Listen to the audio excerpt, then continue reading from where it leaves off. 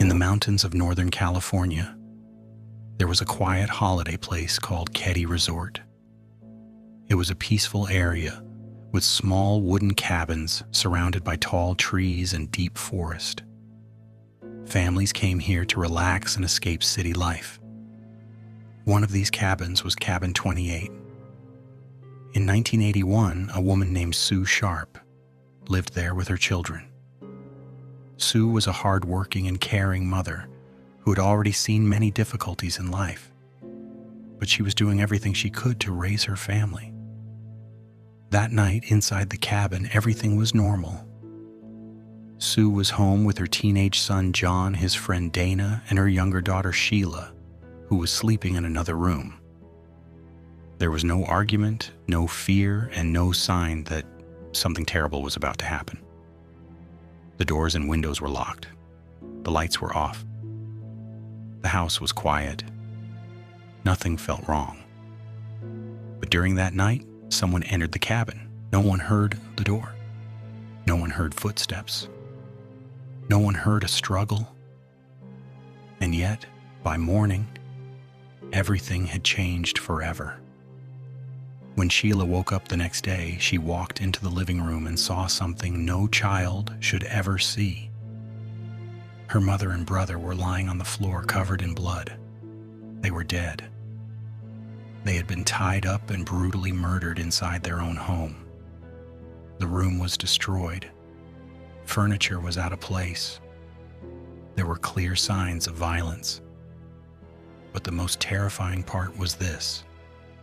There were no signs of forced entry. Whoever did this had walked into the house quietly and left the same way. Even more disturbing was the fact that 2 children had been sleeping inside the house the entire time and had heard absolutely nothing.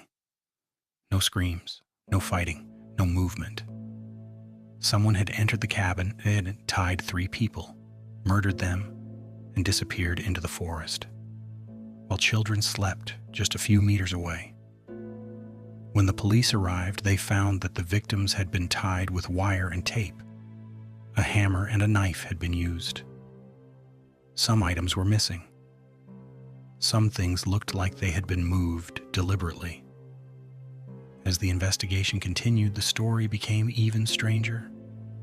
Some witnesses reported seeing suspicious people near the cabin that night, but their statements were never fully followed. Some reports were changed. Some evidence was lost. Slowly, the case went cold. Years later, new evidence was discovered hidden near the cabin, proving that the killer had tried to hide what they did. But even after all these years, no one has ever been arrested. No one has ever been officially named. The case remains unsolved. The most frightening part of this story is not just the murder itself. It is the silence. Someone walked into a house at night, killed 3 people, and walked away without being seen or heard. To this day, nobody knows who did it. The cabin is gone now, but the story remains. And it reminds us that sometimes the scariest monsters are not ghosts. They are real people